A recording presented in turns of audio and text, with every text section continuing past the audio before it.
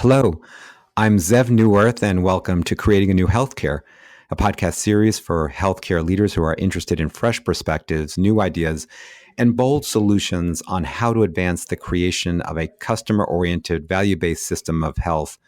The views I express on this podcast are solely my own and do not represent the views of any other person or organization. Folks, our focus today is on a new technology that falls into a category of brand that I referred to in my recent book, Reframing Healthcare, as sort of the care coordination platform. It's a platform or a brand that automatically provides much needed real-time connectivity, integration, and analysis of information communication between providers that works in different and across different organizations. And its purpose is really to vastly improve care, to make it more proactive, preventive, coordinated, seamless. Many of us assume that that's the way care is now, what we in the business call interoperability, but it's simply not the case. And this is the reason I'm so glad and we are so fortunate to have our guest on the program today, Jay Desai. Jay is the co-founder and the CEO of a company called Patient Ping, which he founded in 2013. And if you haven't heard of this company, if you haven't heard of Jay Desai yet, I think you're in for a treat. I personally would take notes on this one. And having said that, even if you haven't heard of him yet, I am certain that you will be hearing about Jay and his company, Patient Ping, and what they're doing. Jay started Patient Ping, as I said, in 2013 with really the goal to connect providers everywhere to provide seamless, coordinated patient care. Prior to founding Patient Ping, Jay worked at the Centers for Medicare and Medicaid, their innovation center, the so-called CMMI, where he helped develop ACOs, accountable care organizations, bundled payments, and other value-based payment initiatives. Jay's passion, his professional passion, lies at that intersection of technology, policy, and community building, which I think is really intriguing. And I'd love to find out more about that sort of intersections, particularly the focus on community. Jay has an MBA in healthcare management from Wharton and a BA from the University of Michigan. He is apparently an avid runner. He loves music, and he really, really enjoys spending time with his family and friends. So Jay, before we get into it, how are you doing today? We haven't spoken in a long time. I'm so excited to speak with you today. Yeah, thanks so much, Seth, for having me. I'm doing great. So Jay, can you, if we were on an elevator and we were in a skyrise in Boston and we were going from the top to the bottom, so you maybe had a minute and a half to 2 minutes, and you were trying to explain to me a high-level overview of Patient Ping, how would you explain what its functionality is, what it serves to do, who it helps? Yeah, absolutely. So we are a care coordination platform that allows providers who all see any given patient to work together. And we have two products that allow us to do that. One is Pings, and Pings is a service that notifies providers in real time when their patients show up anywhere. So that could be a primary care provider or an ACO care coordinator, and their patient shows up in the emergency room or the inpatient setting or a skilled nursing facility or starts services at home care. Wherever the patient goes, we'll notify the provider in real time when that happens. So that's Pings. Pings tells you where your patients are. Our second product is Stories. Stories tell you where your patients have been. So if a patient, so just using the analog of a patient as ACO care coordinator getting a ping that the patient's in the emergency room. At the emergency room, what we would deliver is the story that says, hey, this patient's ACO is, say, Atrium Health, and their prior providers are, Dr. So-and-so, and they may be the primary care provider. They may have a care coordinator assigned to them. Any prior ED visits that they've had or prior post-acute utilization, any other useful information from typically outside of that emergency room that will package into a story that's useful, kind of clinical and administrative context to support that patient's care while they're in the ED. So it's two sides to the experience: Pings, Stories. It gets everybody connected and working on a common platform. I want to dive in a moment a little bit more into that. What does that look like in terms of if I'm a provider, whether I'm in the primary care side or a specialist, as well as you mentioned the ED and how that, examples of how this sort of helps and how it actually works. But before we do that, What led you to think about this idea, this company, this product and service, the two parts to it? What problem or need did you see in the healthcare market that you were responding to? What gap are you trying to fill? What problem are you trying to solve? And I'm curious, did it emerge from your time at the Centers for Medicare and Medicaid? Absolutely. As you said, Zev, during the very generous and kind introduction, I worked at CMMI where I helped with a really extraordinary team design and implement the ACO program, the bundled payment program, and a number of the other new payment models. I worked a lot on the ACO program, particularly the Pioneer ACO. And at Medicare, we were trying to solve for the 2/3 of Medicare patients who weren't in Medicare Advantage. So these are the traditional fee for service Part A, Part B patients. And we were trying to find a way to put them into risk arrangements with providers, any value based care arrangement. ACO was the answer to that. And the big difference between Medicare Advantage and ACO, there's many, but one of the big ones is that in Medicare Advantage, you as the Medicare beneficiary actually enroll. You subscribe to sign up for Medicare Advantage. If you're in fee for service and you get in an ACO, you get attributed to the ACO. So we look at where you've received your primary care at Medicare, and then we would tell that primary care doctor and the group that they're a part of that this is now your patient that you're accountable for.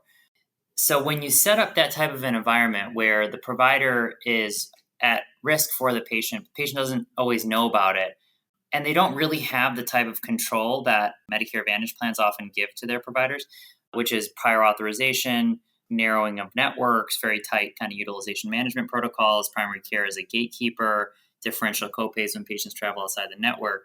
So when you're in that type of an arrangement, you're taking risk and your patients show up all over the place. It becomes very difficult to coordinate that care. So let's say you're a health system in North Carolina and you've got an ACO population and your patient shows up at a competitor ED or a hospital, and then they go from there to skilled nursing or they go to home care. You have no idea that's happening because you don't have any control over that out of network care, yet you're accountable for the cost. So a lot of the providers were coming to us at Medicare and saying, hey, we need to know where our patients are in real time. Otherwise, we can't actually do anything about it. And the claims data that you're giving us, Medicare, is way too slow. The whole episode has already happened. The patient's been released from the hospital. They've, incurred a number of expenditures that we could have possibly avoided had we had our case managers supporting that care. So I just kept hearing that over and over again, a very simple problem, which is I just need to know where my patients are. It's got to be in real time, and didn't really see very compelling solutions to meet that need. We looked at a number of different approaches to try to solve that problem at the government, and none of them felt complete enough. So I left. This was back in 2013, and I had been thinking about the problem for probably 8 to 10 months while I was at Medicare. And after realizing that there weren't good solutions, I decided to leave and build patient pay. Now, how big a problem is this in your observation, both at the Centers for Medicare and Medicaid Innovation Center, and now that you've been doing this for 5-6 years? What percentage of, let's say you have a hospital system or a provider group, what percentage of their patients or the patients, total spend is outside of their domain? Great question. So originally I thought, well, maybe this isn't that big of a problem because if you're a big health system, how big of a problem really is the leakage? But one of the things that I found was that even for the largest health systems, major health systems in not too competitive markets, so think, Intermountain or Geisinger, so that's in more rural markets. But if you take that to, say, a Partners Healthcare in Massachusetts or Baylor Scott and White in one of the Texas markets that they're in, I was seeing that on the Medicare population and on the Medicaid population in particular, it's a highly transient population. So the leakage was still 30, 40% sometimes on the inpatient and the ED side. It just patients go where they're going to go, wherever it's most convenient, wherever the specialist or the primary care doctor sends a referral, or where the specialist can do a surgery or procedure. And so it was a pervasive problem for large health systems. But if you then, even if you exclude the large health systems, there's a lot of provider organizations who are trying to take longitudinal responsibility to coordinate the care for the patients wherever they go. So now if you're talking about independent physician organizations, that don't have any hospitals connected to them. Now, all of the care in the inpatient setting is leakage. And so they may set up a few preferred networks with a couple of hospitals that they have a close affiliation with where they send a lot of volume. And they may get some data sharing back and forth, but that will represent some minority or some percentage of their overall volume for the patient's code. Now, that's just on the acute, on the hospital and the ED side. When you go into the skilled nursing and the home care, there's hundreds of post-acute facilities where the patients go to. And so if you're a large health system, you may own one or two, SNFs or home health agencies and have, some long-term care beds in your health system. So for the post-acute care, virtually all of it is out of network. And, as I also realized that it wasn't just ACOs that wanted to know where their patients were. It was skilled nursing facilities that may have finished their rehab, patient went home, and then they bounce back to the ER. Well, that's an opportunity for continuity of care. It's not just, you don't have to be taking risk on the patient to want to sort of resume care for the patient if you're the right provider to deliver the continuity of care. Home care agencies, if you start services on a Monday and the patient ends up back in the emergency room because a child panics and sends them back to the ER, but they forget to tell the home care aide, well, that's a vacant visit that they could have avoided if they knew that the patient was back in the ER. And if the ER knew that the patient was receiving, say, VNA or some home care services, that often would solve a lot of the care coordination failures where they set them up on new home care. They didn't realize that they already had a provider, and then just some of the sticky communication failures start popping up. I think this is a topic, unless you're in population health or in very much in the thick of value-based contracts or do capitated care. I know when I was in Boston and I was in a organization that for the most part took capitated payments. So you got paid a certain amount per patient per month. And most of our patients and most of our revenue came through that. The challenge with patients going outside of our system was there were multiple challenges with it. Number one, to your point, from a clinical perspective, they're out of the system. They're going to a different hospital. We're not aware of it, or they're going to a different emergency room, or like you say, even outside of the scope with nursing homes, and they're getting cared for, and we're not able to coordinate that. We're not able to evaluate it. They lose the context of all that knowledge that our clinicians and clinical teams knew about the patient. And so from a clinical patient care and safety and quality perspective, it presents a challenge to any organization that is accountable for the total care, quality, cost, outcomes, et cetera. So that's the first challenge. The other challenge is from a financial perspective. What I remember and I recall from being in that organization was, we would have patients that occasionally would go to very, very high cost centers, and not necessarily, in fact, not any better than our centers. We had world-class centers. It was, we would argue ours were better than others. They would argue theirs was better, but there was no way to tell the one was better than the other. But they would go to these expensive centers. And I remember one patient who went to have neurosurgery, brain surgery at another center. And we had a full staff of neurosurgeons and brain surgeons that were world class. And here we are paying full time for our surgeons, and they're going outside using another set. So we had to write a check every time a patient went outside while we're paying our own staff. So it actually elevates and inflates the cost of care, which doesn't serve anyone well. And so, between the care coordination and quality and outcomes, and by the way, just again, in terms of inefficiencies, if the patient would go outside of our system, we had to collect all that information, go back, get their records, get them faxed, scan them in. Our doctors and staff would have to figure out what happened. There'd be phone calls. And so it really complicates care. So people may not be aware of when you are actually fully accountable for a patient, whether you're in a accountable care organization or capitated payment or Medicare Advantage, these issues become really, really critical. And I think they're, again, from a pure patient perspective and patient care perspective, I think it's critical. One question, though, people may be wondering about is, well, don't we have these HIEs, these, kind of electronic interoperable interfaces? And so where we are all connected through statewide HIEs. And so what's your take on that? How well does that work, if it works at all? And I know you pointed to the fact that a lot of the time there's a lag in all of this. Yeah, no, so I think there's a lot of variability state by state and region by region for the degree to which HIEs are meeting the provider to provider interoperability needs, most notably the event notifications or the electronic notifications to track admission, discharges, and transfers. And 6 years ago, when I was thinking about this problem, I would say there was a lot less sort of sophistication with health information exchanges capabilities and what they were bringing to market. And today, I think that the market has matured slowly. And I think there are some states that have collected the data. They've spent a lot of time centralizing a repository of data across all of the different health systems and provider organizations. And the data feed that we use, just to be more specific, is called an ADT feed, which stands for admission, discharge, and transfer.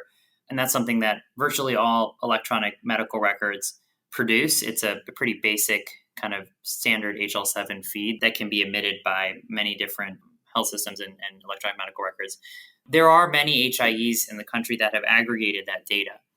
But aggregating the data is really just one part of the process to generate an event notification. You need to be able to load a patient roster. You need to be able to create a lot of flexibility to what patients go on the roster and how frequently you change patients.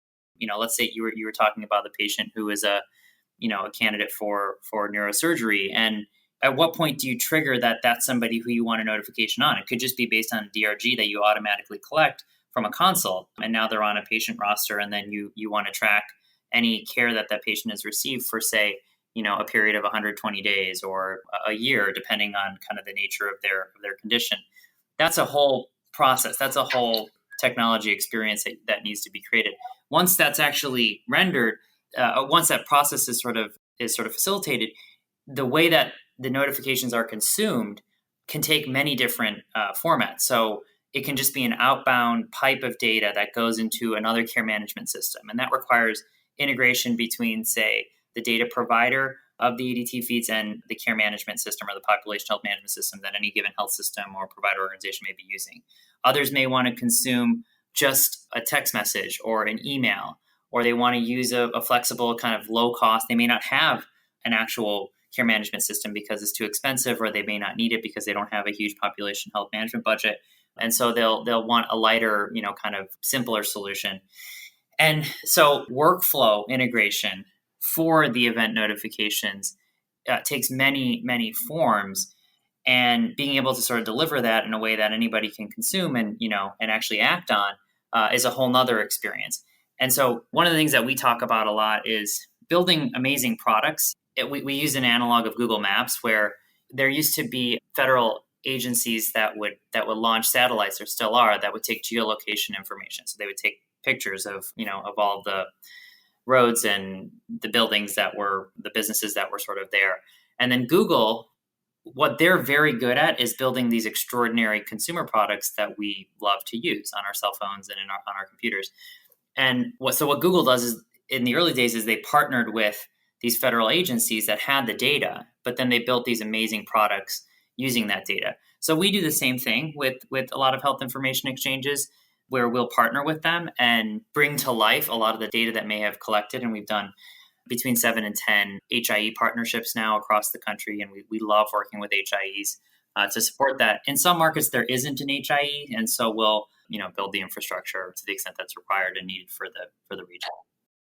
I love that analogy you just made with Google Maps and how, the government had all the data and had a lot of the pipes laid down, but it really wasn't oriented to anyone. The consumer interface wasn't there, and you've created that and offer different levels of consumer opportunities. And that's a really good lead in, because I'd love for you to share an example of a real life implementation of patient paying, a way a hospital system or care management or someone is using it, and how they're getting, what does it look like for the people who are, let's say, a patient who ends up going to an ED or somewhere else, and what options does, we're in fact using patient paying, and we're using it with our patients who are in value-based contracts where we are accountable for quality and cost, as well as in certain high-risk patients like our sickle cell patients who are frequently ending up in emergency rooms. And so I'm curious how, if you could paint a picture of what that looks like for the users.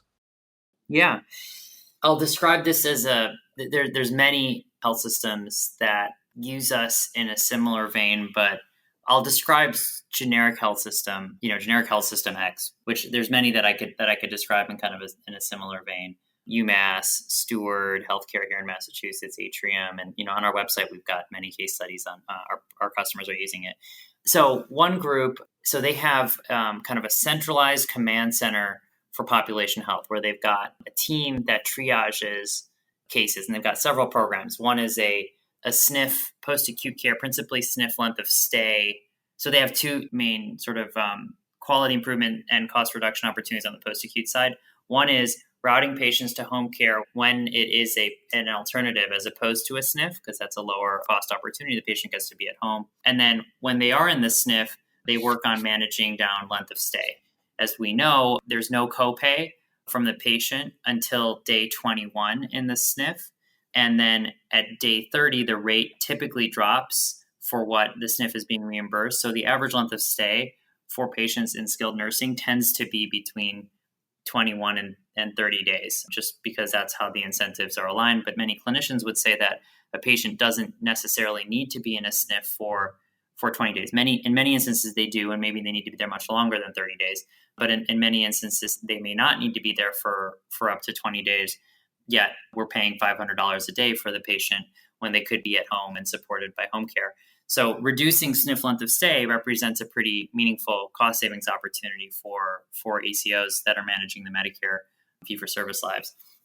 And so what that health system does, just locking in on the SNF length of stay problem, is they get a ping that the patient is in a SNF. And what's most important for them is when a patient arrives at a SNF from a hospital that they don't have in their network. So it's not their own hospital. They don't own the hospital.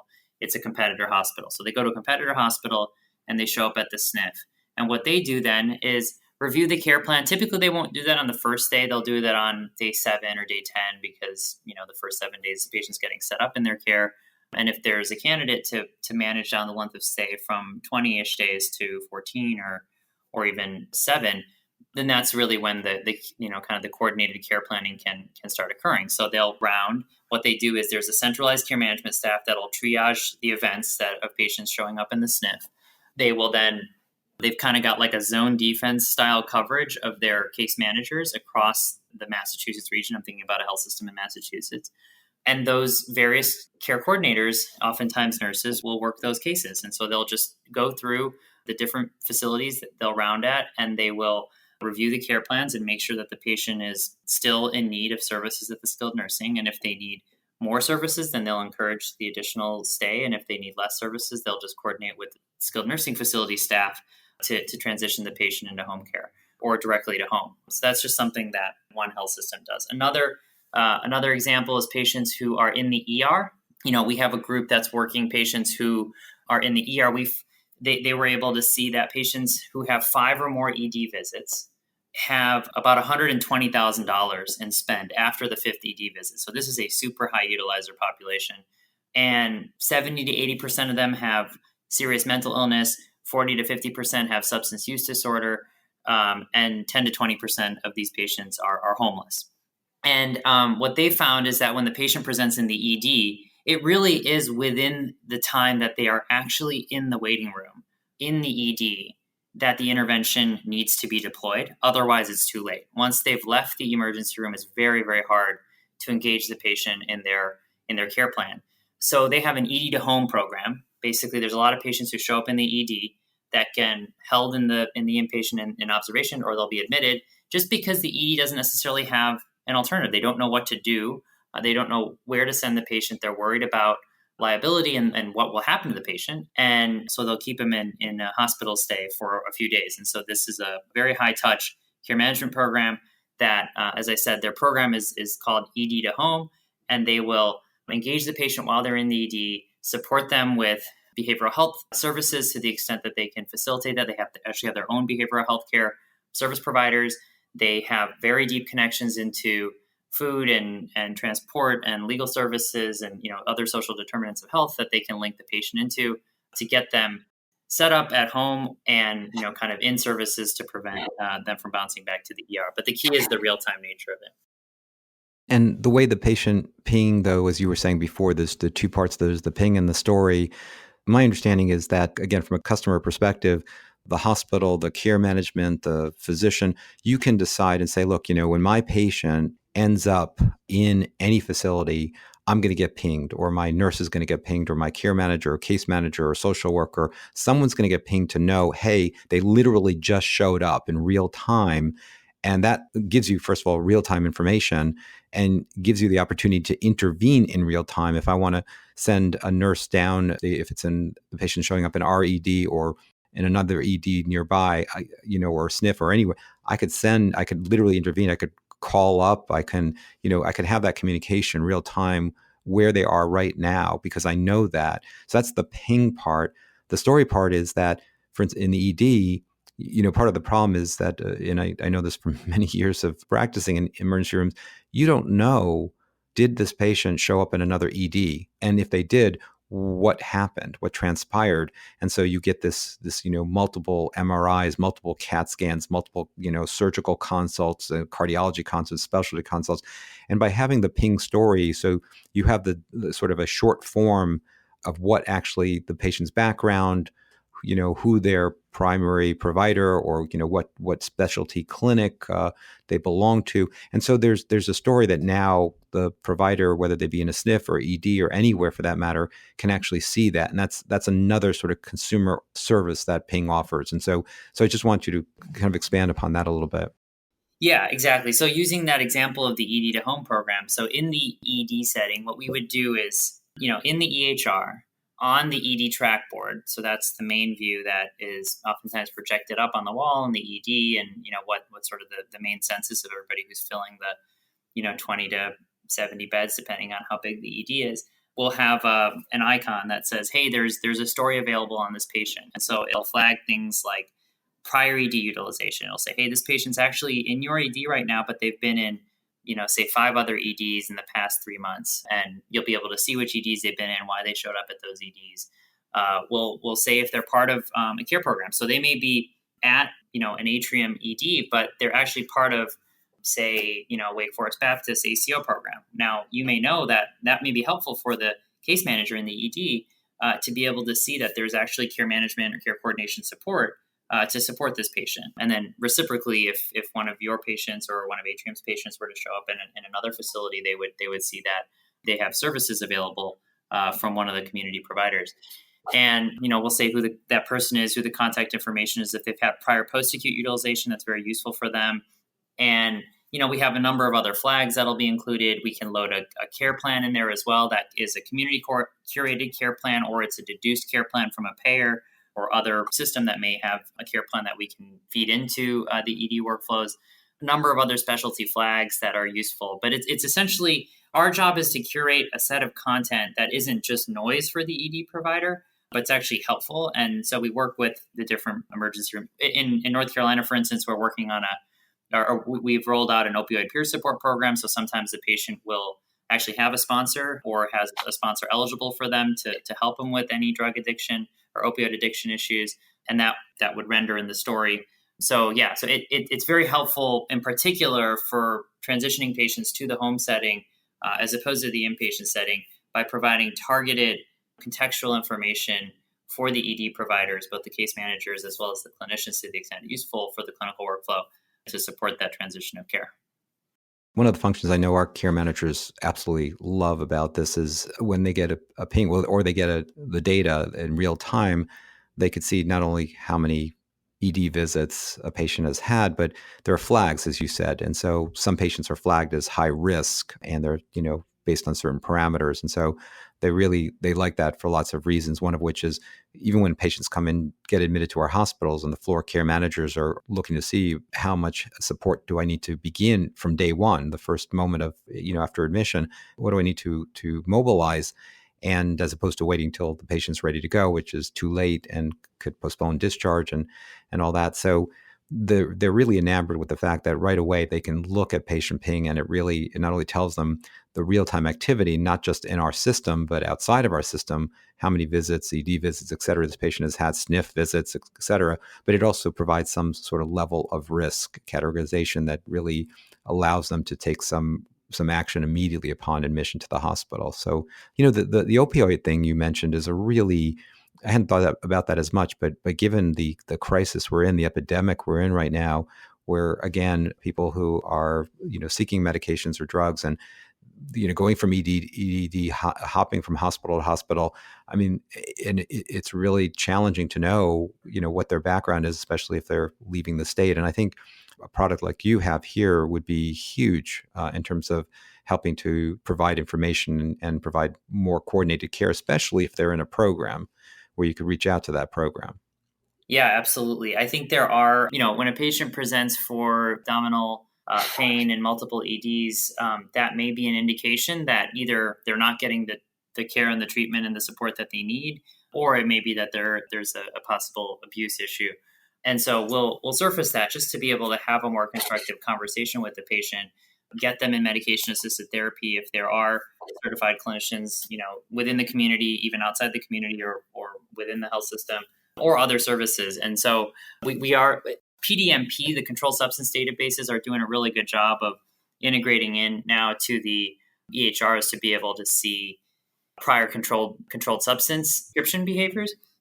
And there are markets where we're able to feed additional context of prior opioid or controlled substance use into the story. But that's really just a question of UI and how it is that the health system wants to consume it. Some may already be getting that integrated within their EHR. But yeah, no, it is, just the point is that, patient ping isn't going to help. We're not necessarily going to help everybody. If you're not in need of coordination of care because you're getting care from one health system and, your care is you don't get that frequent care, you're generally a healthy person, you don't need a lot of coordination of care. But for those patients who multiple comorbidities, chronic conditions, complex needs, economic kind of vulnerability where they get care, primary care from their EDs, high amount of post-acute care needs, so, for continuity after some acute episode, those are the patients who I think really benefit from coordination of care. In terms of the specific outcomes, how do you measure success? How do your customers, your provider organizations that you're working with, how do they measure success? What's the return on investment, so to speak? We are a horizontal capability, meaning we provide notifications and stories for patients that facilitate a wide range of programs. And those programs may be, like I said, routing patients to home care as opposed to SNF whenever possible. So then our success metric would be, is our data plus your programs facilitating that sort of site of care pivot? Another program, we facilitate a SNF length of stay reduction. Others are ED to inpatient, avoidable admissions through the ED. Others are absolute ED utilization. Some are just, pure readmissions that they're trying to curb. And so we have analytics and reporting that we provide to our customers so that they can see in real time how those numbers are moving. And our workflow products are facilitating those different programs. So it really does vary. So, if you're a skilled nursing facility that's using our service, they're using it really to drive volume to their facility in the event that they're the clinically appropriate destination as opposed to the hospital. So it helps the hospital because they can avoid a readmission. And for the SNF, they want to be able to pull that patient in for continuous care, if that's what's medically appropriate. So it depends on the stakeholder that we're serving and the use case that they are looking to solve for. And then we make sure that they're able to see very clearly the extent to which they're, sort of delivering on that goal. Yeah, and in terms of delivering on those outcomes, whether they be ED utilization, admissions, readmissions, reduced length of stay in nursing homes, are you building up evidence of the value proposition here? Has anyone published on this yet? Where are you along that journey? Oh my God, yeah. We have dozens and dozens of customer-driven ROI case studies, and they're on our website of SNF length of stay reductions, ED utilization reductions, ED to hospital conversion reductions, readmission reductions, home health recert rates coming down across the board. The thing that we're most excited about is actually community-wide downshifting of utilization for the overall improved outcomes. So what I mean by that is, if you think about Uber, Lyft is a good analog. So they, on an individual person level, what they do is they, save you time. Like they save the driver time, or they save the rider time, and they make the driver some money. But at a regional level, what their impact often is fewer cars are on the road, which means energy emissions just carbon dioxide emissions are coming down. There's more parking space available. Just, there's sort of an overall community impact. So for us, What we think about is, yes, every single one of our customers at the health system or the post-acute or the payer, kind of wherever it may be, is deriving an ROI from our services. But we want to have a regional impact that reduces cost, improves quality. And so we look at, is overall ED utilization in the region coming down? Is patients who their average bundle of consumption for healthcare was, say, 3 ED visits in a year and 1 hospitalization and 25 days in a SNF and 1 home health visit or 2 home health episodes. Is the average skewing towards lower cost settings so that the aggregate cost of those services is coming down while still protecting quality? That's something that we're starting to put some analytical and kind of research resources against to see what our kind of community-wide impact is. That's when I would say we would be proud of our impact, and we're starting to see real evidence of that. I love that broader community focus. And now, who would be the customer there? Who would be the interested stakeholder in that? It would be a payer, it would be a state, quality improvement organizations like associations, medical societies. If you're trying to see, that's the thing about our services is that as the providers succeed in achieving their outcomes from the services that we're facilitating, the region, and it tends to be the payers principally, and the payers and the employers really benefit because you get higher quality care for lower costs. That's sort of the business that we're in. This issue of collecting data, I know that you're advancing the technology and creating new services or opportunities like the one you were just describing. What's going on in terms of your ability to collect data, and how are you beginning to think about that, and what might you be offering that you currently aren't offering or haven't been offering in the past? I think what we are doing is collecting. So what Patient Ping is doing is that, within a region, we're engaging providers at all of the different destinations that a patient may receive care. And we're getting real-time visibility into where the patients are receiving care. So the way we think about it is, by knowing where patients are, now we have an opportunity to really influence and support where patients go and how they receive care. By understanding the patterns in utilization, the various routes that patients take to receive care, we think over time we'll be able to support and guide the care transitions in a way that gets the patients back into the community setting, as quickly as possible. So that may sound somewhat elusive, but I'll give you a specific product that we're thinking about bringing to market called callouts. And what callouts would be is essentially there's 3 aspects of callouts. One is it would be kind of there's sort of the ability for a population to say, meaning a population manager. So let's say it's a payer or an ACO to say, hey, these are all my patients, and I want anybody who sees this patient to know something about them. So that would create an opportunity. And we kind of do that today already, but it would create an opportunity for Atrium to say, hey, this is my patient. I know some things about them, and I want everybody who sees that patient to follow these instructions. And we can make those a lot more intelligent. The second is a patient level call out. So it would be, hey, this patient's in your emergency room. Here's a care plan. They're a high risk patient in our sickle cell program. Here's some information that's going to be useful for you. It would be a sort of a derived experience. And the third would be imputed call outs. So, hey, we see the patients in the emergency room right now. Well, they've had 5 other ED visits, and actually they've been in the SNF at some time in the past 2 years. Why don't we help you make an appointment for them? So it sort of just walks people to the place where the care transition is just a lot more seamless, a lot more fluid. And we use our intelligence. So we want to put machine learning, artificial intelligence on the data that we're collecting so that we can help support the next best action. So, hey, this is where the patient should go. Here's what we'd like. Here's what we think is the best thing to do. And we just make that very seamless for the provider to facilitate that transition. Wow, that sounds so futuristic, and yet it sounds like it's within our grasp pretty soon. Yeah, absolutely. It's really exciting. I mean, the imagery of that, of having, it's almost, in my mind, I see this, in every individual with a continuous line, and where they actually show up in these facilities, whatever the healthcare facility is. And I imagine with machine learning, you can start to actually understand those patterns and understand what's better for patients, what's worse for patients, and certain characteristics. It really could change, patterns of care and patterns of referral. I think is that too far fetched? Or No. I mean, you should expect stories and pings. So, the way we think about it is stories engages the treating provider, so the person who's physically with the patient, and pings activates the care team. That's everybody who's not with the patient, who's part of the patient's care team. Right now, it's just data that we're facilitating in each of those different experiences.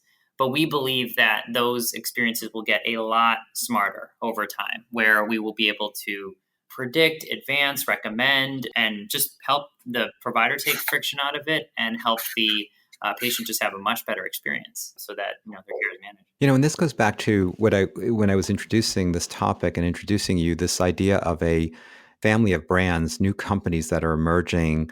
And I would put Patient Ping in this category of really highly generative, and I think from my perspective, and I actually even said this in the book I wrote, Reframing Healthcare, this is probably the most value laden brand category of all the brand categories in healthcare, because it really creates the opportunity for much more connected, coordinated, seamless, contextual care. And I think you're painting a picture of both the ping, which, as you say, anyone who's involved in that patient's care can know, hey, they showed up here, whereas that really wasn't known before and definitely wasn't known in real time. And if it was known, it would require a human being to be able to reach out to another human being, which, in the midst of very, very complicated, high risk, pressured situations, probably doesn't happen very much. And so it's that ping part, but the story part, as you're saying, is all of a sudden you can put information in front of the person who's now seeing the patient that before they wouldn't have had. And I would venture to say, even if it was in the same system, they'd have to go through the electronic medical record and kind of call out information, but you're creating information that's actually packaged and contextual for this specific purpose. And as you're saying now with machine learning, you could add other information to this story so that the person who's sitting with the patient in that moment really has a different picture and sense of it. And so the ping and the story are to me, really typify the value proposition of this new brand category, which I don't think really existed before, because I'm not sure that I would say electronic medical records were an evolution towards that, but not really there yet. So I'm curious, I know I just said a lot, but I'm curious about, how you feel about this brand category I've outlined. Does that, would you disagree, what ways, and even the evolution of the medical record?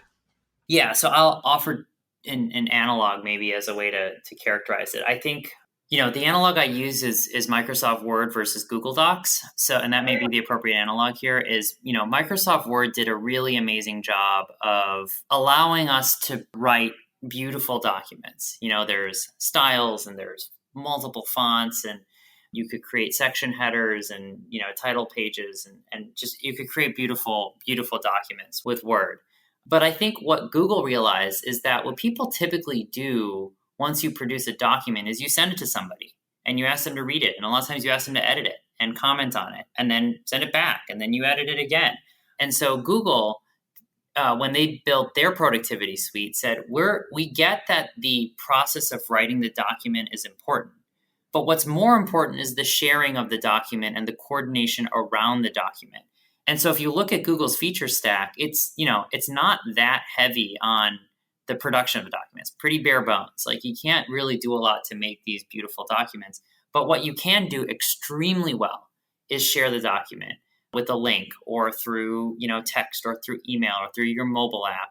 And then you can kind of co-curate a document really easily together as a team. And, that team can extend within your four walls, or it can extend outside your four walls.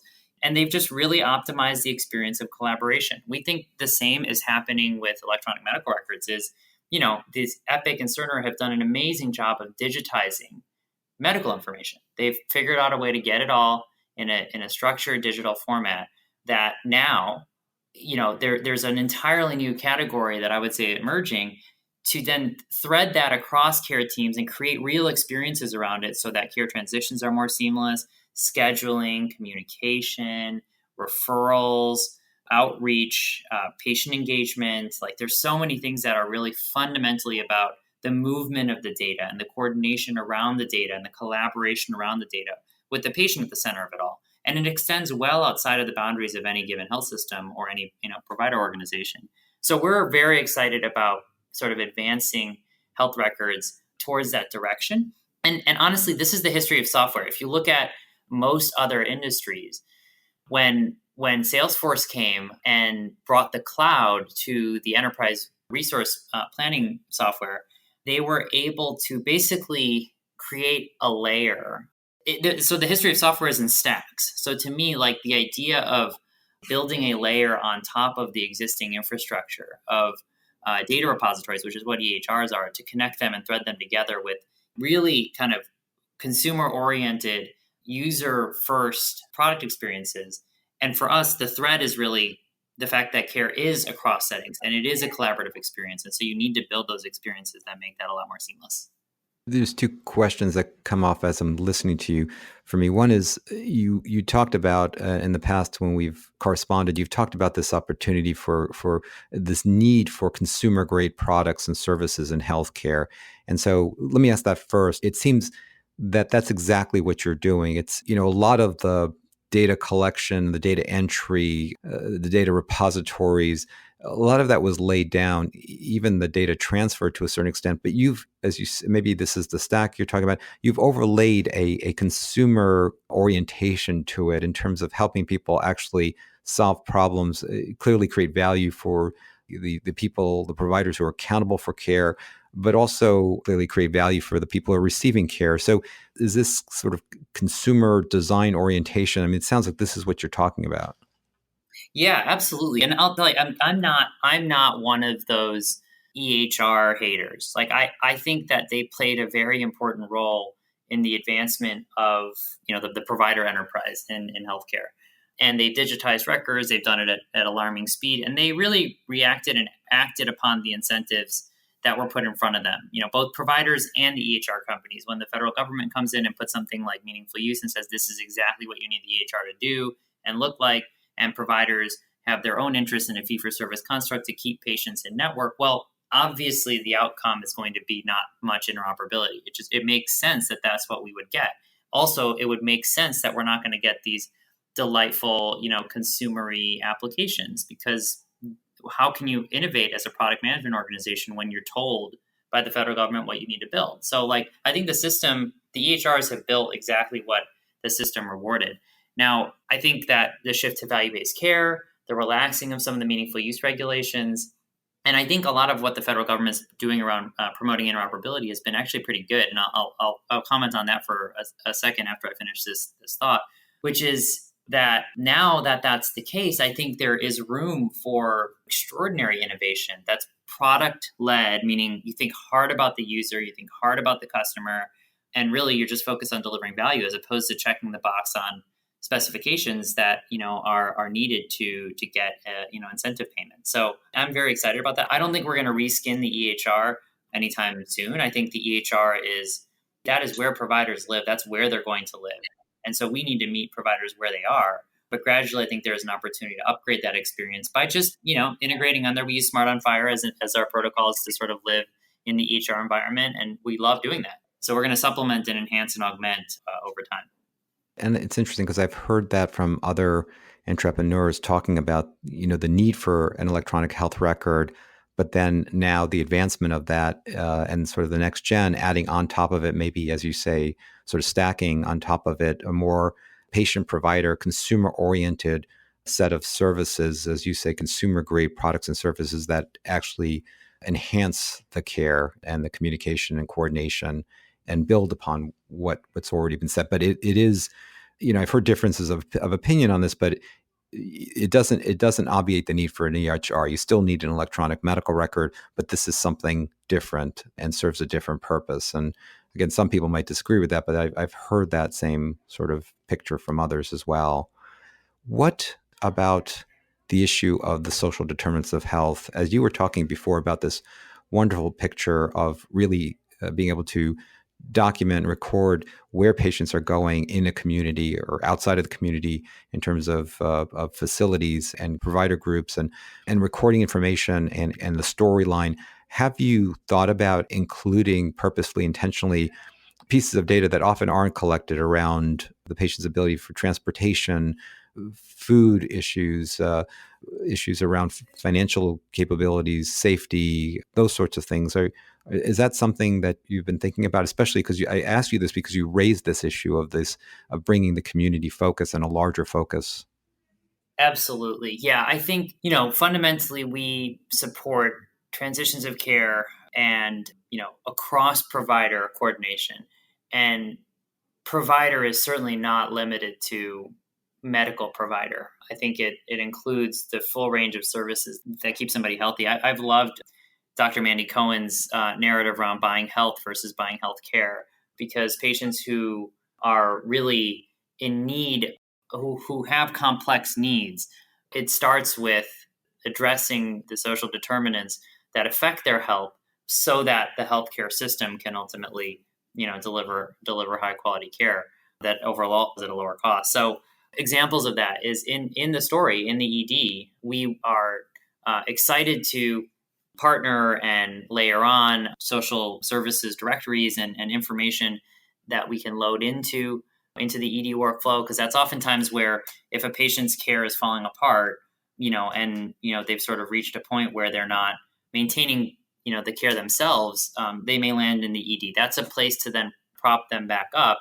and support them with the care that the community can provide to keep them out of the ED, in the first place. So we're very deeply, embedded within EDs, and our ability to sort of link the ED, and I don't mean to narrow it just in on the ED, it's other providers as well, into the community settings. And that's, food, housing, legal services, transportation. Those are all really critical needs that need to be surfaced and made available to really anybody who's touching the patient over the course of their disability or illness. Even as you're talking, I'm seeing potentials and possibilities, which I suspect you've already thought many steps ahead into the future. And speaking of that, so is there anything we've left out here in terms of where you think this is going and the possibilities? Or another thought I had is a question I had for you is what are some big ahas? What are some major learnings and maybe some surprises that you're both good and bad that you're encountering? Yeah, well, I'll tell you, in the early days, and still to a certain degree, the process of getting health systems that compete to share data with one another was very hard, and it still in many markets can feel hard. But I think that health systems and providers alike will all agree that, if you're a primary care provider or a community physician or care management organization, and you want to know when the patient is discharged from the hospital so that you can manage that follow up and support it, I think the community across the board, hospitals and other providers, have acknowledged that that's a fundamental need if we want to move in this direction of value-based care. And so I was really excited to see the administration make that a priority. So I don't know if folks on the podcast are aware that CMS recently released a notice of proposed rulemaking to make it a condition of participation for hospitals to provide electronic notifications when any patient shows up at their hospital or gets discharged from their hospital to any care team member that has an interest in knowing that. Now, that's a big regulatory lever that CMS is using, and Patient Ping's role is not to opine on whether it should be a condition of participation or some other regulatory lever. I think that the broad notion that hospitals, are making this data available, and many of them have already acknowledged and are embracing that notion that the ADT feeds should be made available to the providers who also share those patients. And so we're very excited that this is something that the administration has taken on as a priority and will allow for, an ecosystem to persist where anybody who wants to know about a discharge or an admit to a hospital will be able to. There are still some markets where, we've got a post-acute provider in the community that wants to know when their patient shows up at a large academic medical center, and the academic medical center or the for-profit hospital system will say, no, I don't want them to know because they may steal my patient. Now, I think everybody across the quality community has acknowledged and agreed that shouldn't happen. And so Medicare has taken that on and made it a priority. So we're excited that it'll fuel an ecosystem to go even faster for this new emerging category. and that innovators like Patient Ping can more rapidly meet the needs of the industry. That's interesting.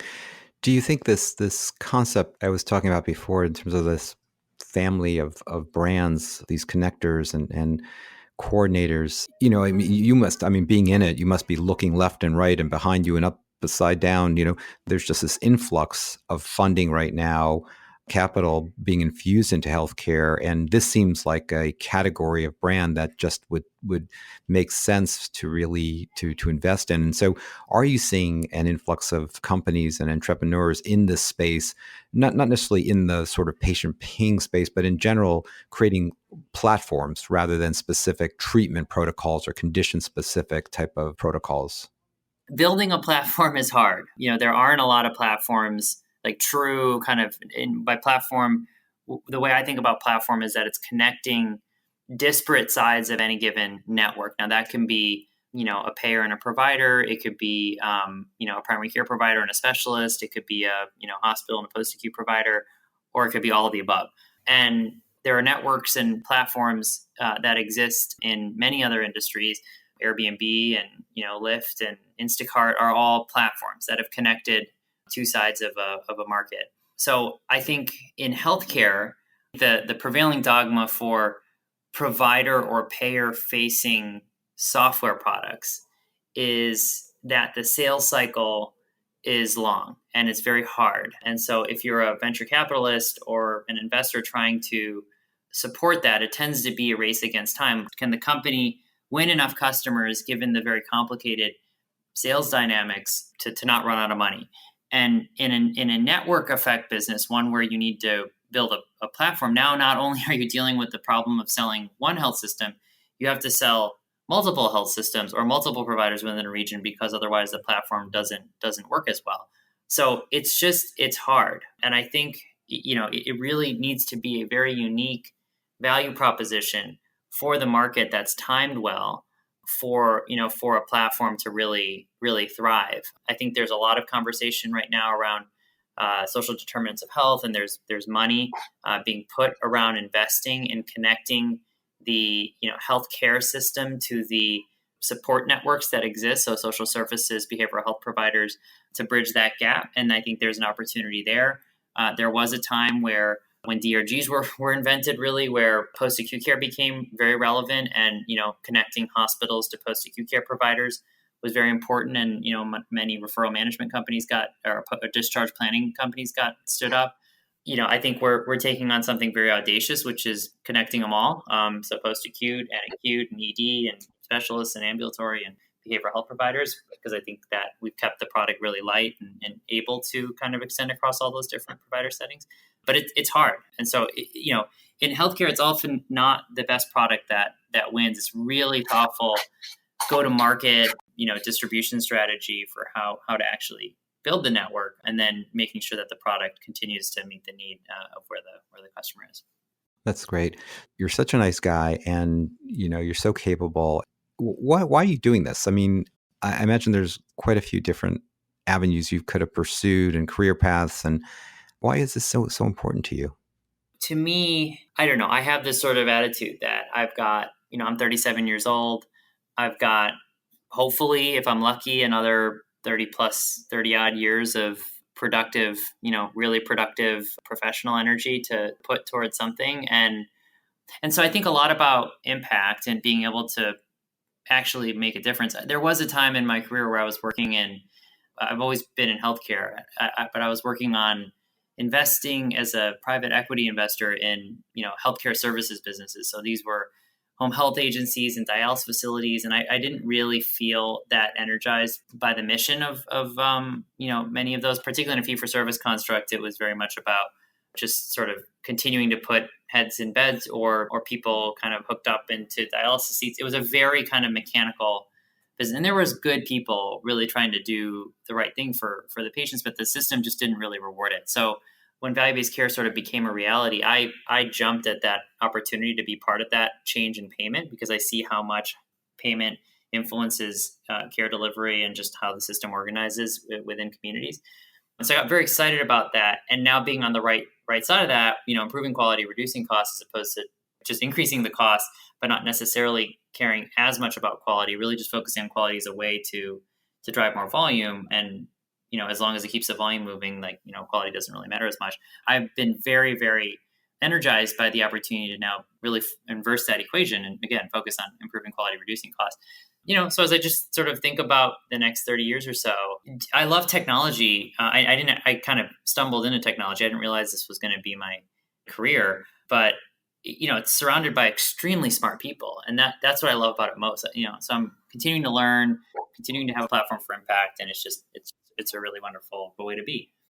Well, Jay, it is, I have to say, it is not only informing, but it is inspiring and energizing to listen to you. I could spend so much more time picking your brain and talking to you. And it's been a pleasure, I have to say, just having the opportunity to work with Patient Ping and your colleagues. So it's great. And I just want to, in closing out, Jay, I always, and I think you'll appreciate this, I always turn to the audience and I take a moment to thank the folks out there who are doing the hard work each and every day of taking care of patients, or those who are actually supporting the direct providers of care.